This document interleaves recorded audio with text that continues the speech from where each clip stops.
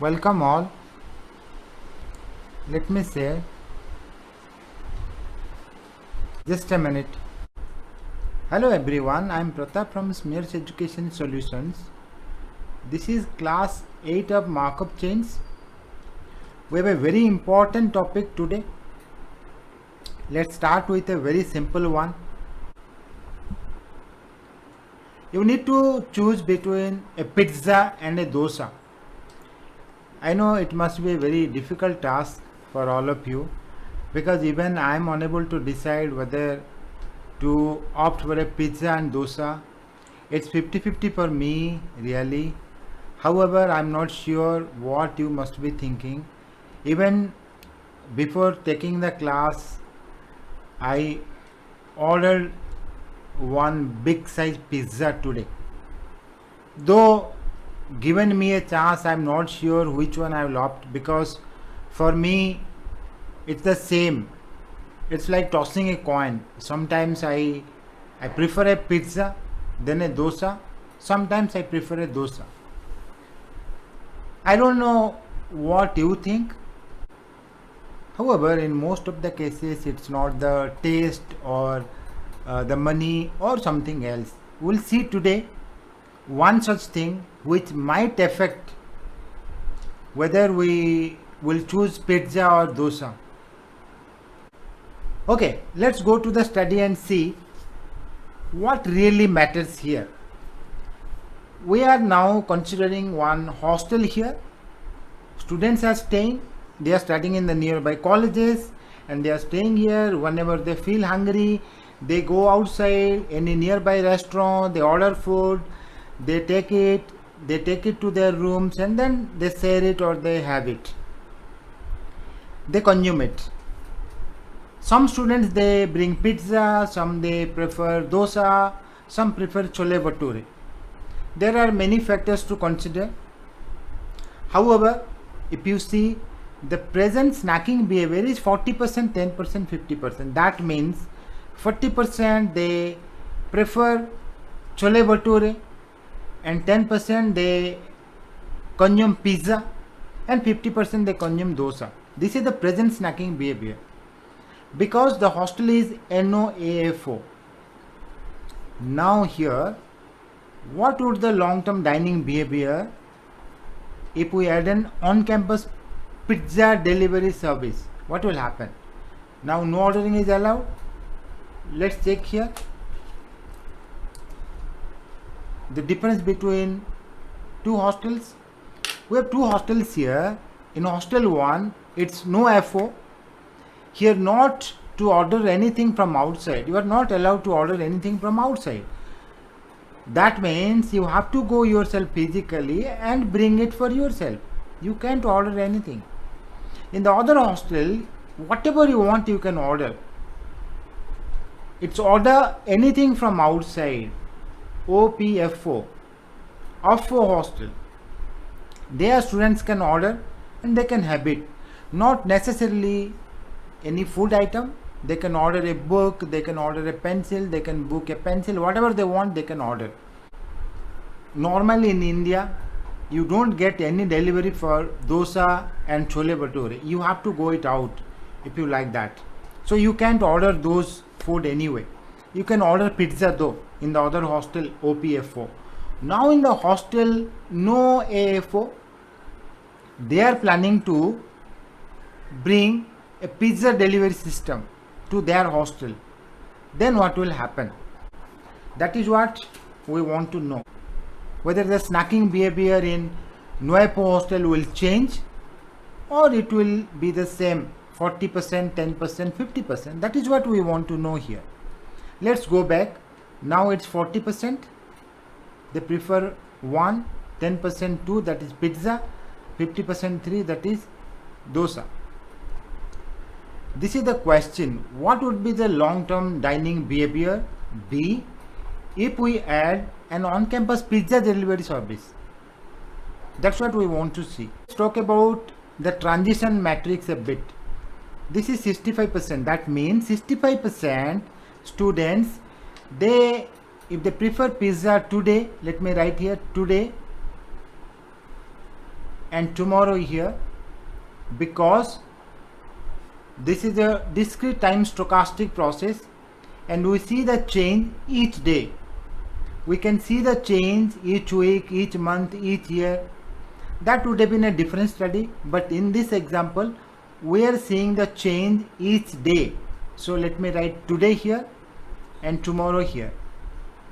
Now 0.65 means the students who prefer today 1, they will prefer 1. That means in one day 65% retain from type 1, that is chole bhature. Those who purchase chole bhature today, 65% of them they will purchase chole bhature tomorrow also. What about dosa? 36%, sorry, it's 52%. If they purchase dosa today, they will purchase dosa tomorrow.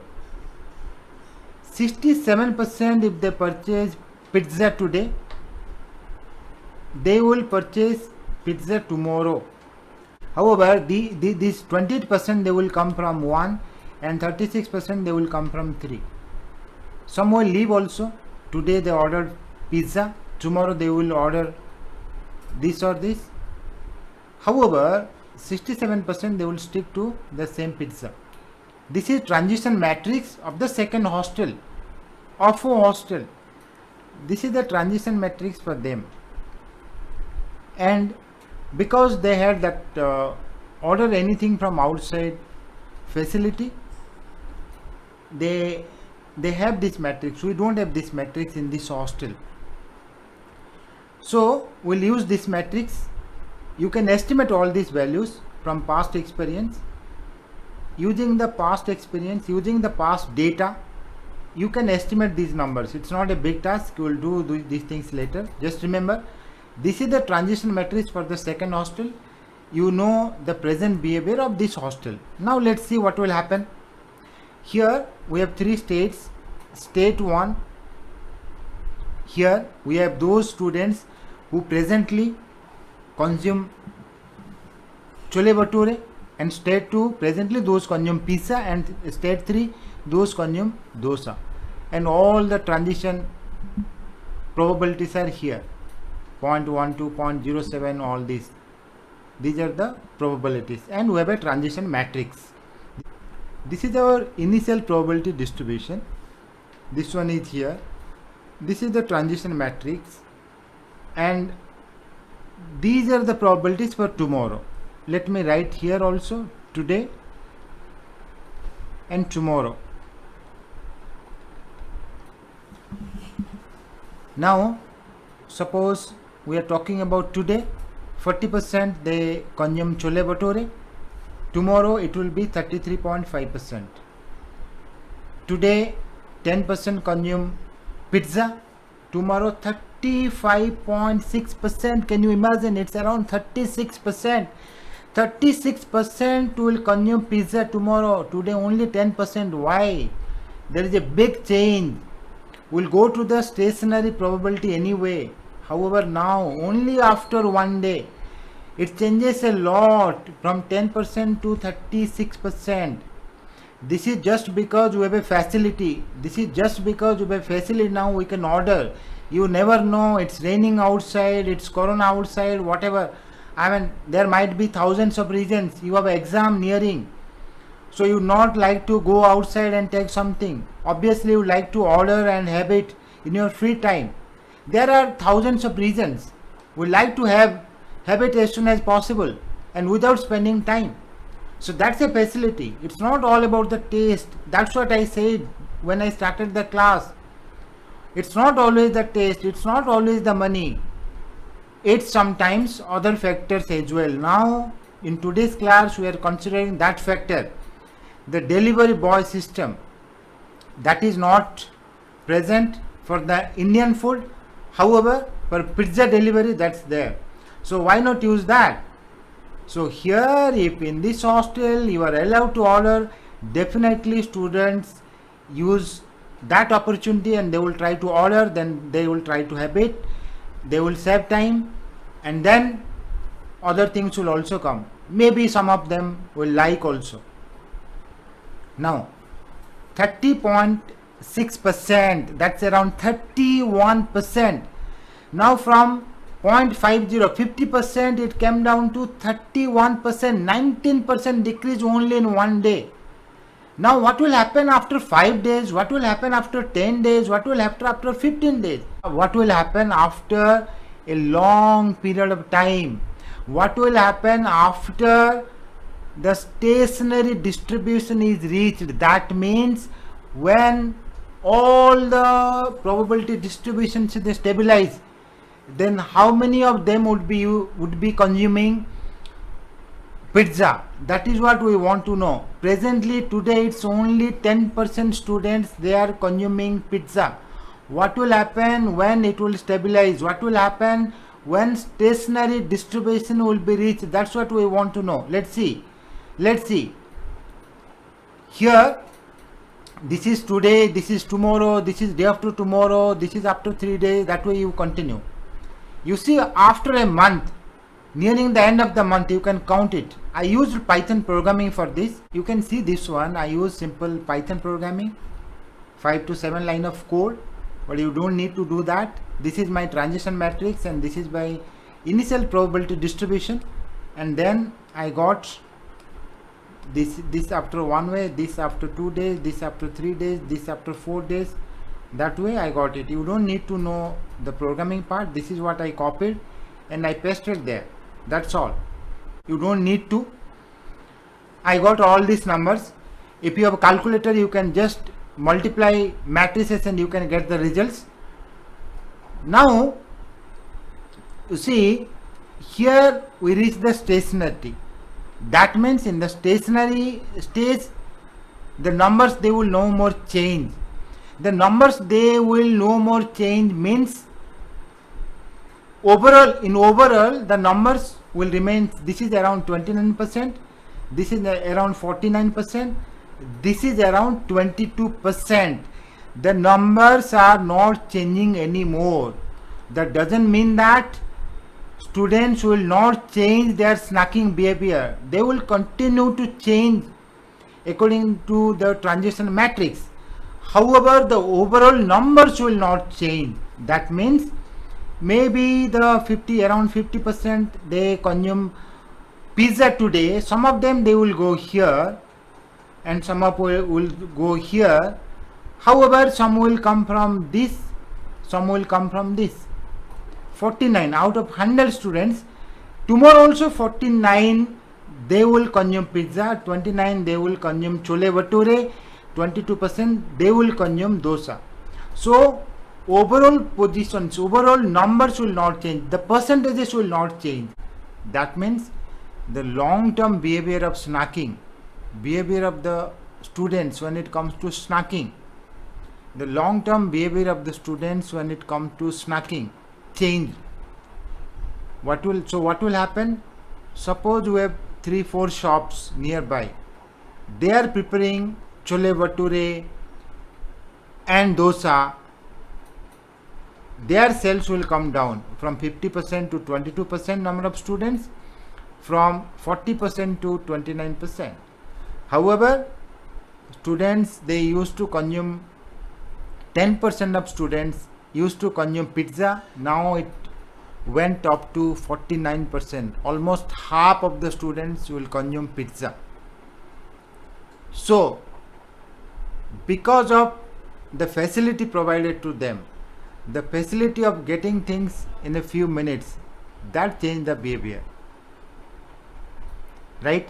This is how you can use stationary distribution. But there are a couple of questions still. Is there any guarantee that you will get a stationary distribution? When I say stationary distribution, the numbers will be the same. They will no more change. The numbers will remain the same. These three numbers.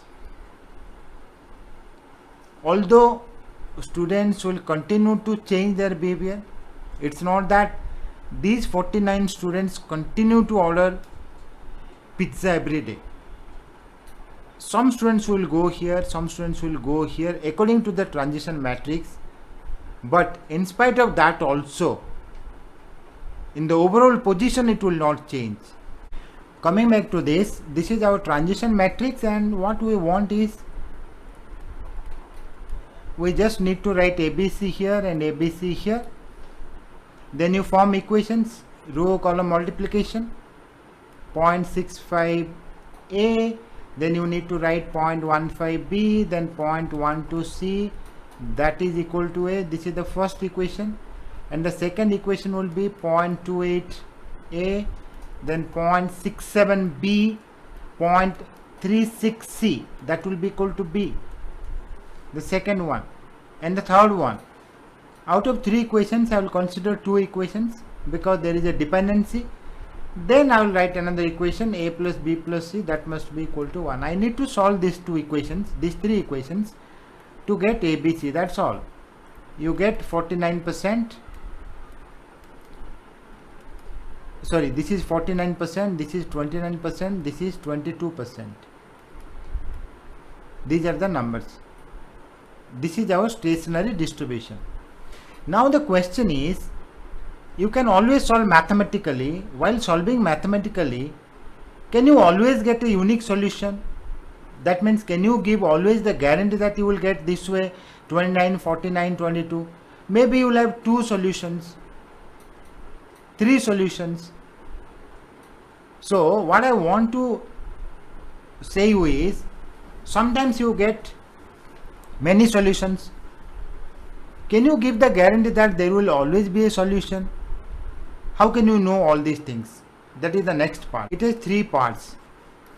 If you see the first part, if it's finite, remember, if it's finite, the Markov chain will always have at least one stationary distribution, at least one. Remember this. If this is a finite Markov chain, in 99% of the cases you must have seen a finite Markov chain only. So it will have at least one stationary distribution. That means it will have a stationary distribution, at least one. But there is no guarantee here that there will be only one. There might be many. When I say many, you have a Markov chain and this will stabilize in 2 different ways. One we got 29%, 49%, 22%. Maybe it will stabilize this way, 50%, 25%, 25%. Not in only one way. Maybe there is another way where that can stabilize, but that is not possible every time. So when that is not possible, if it's irreducible, if it's irreducible Markov chain with a finite state space, this is there here also, then it will have a unique stationary distribution, one and only one. Here at least one or more. If it's a Markov chain, finite though, it will have a stationary distribution. That means it will definitely have at least one stationary distribution, but there might be many. However, if it's irreducible, then it will have one and only one.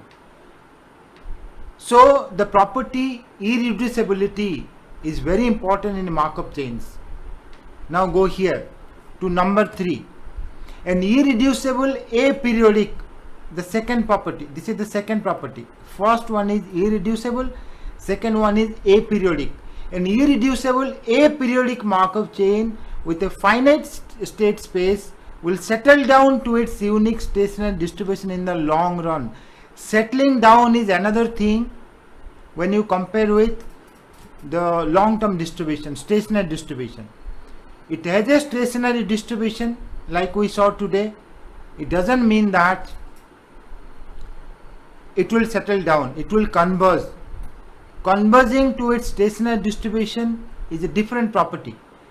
That will be addressed through this property called aperiodic. And if you want to get unique, you have to make it sure it's irreducible. So these two are very important. These two properties in more we will discuss in the next class, and then we will have plenty of examples. we'll see what it means when a Markov chain settles down or converges to its stationary distribution in the long run. That we'll do in the next class. For today, class is over. Thank you a lot.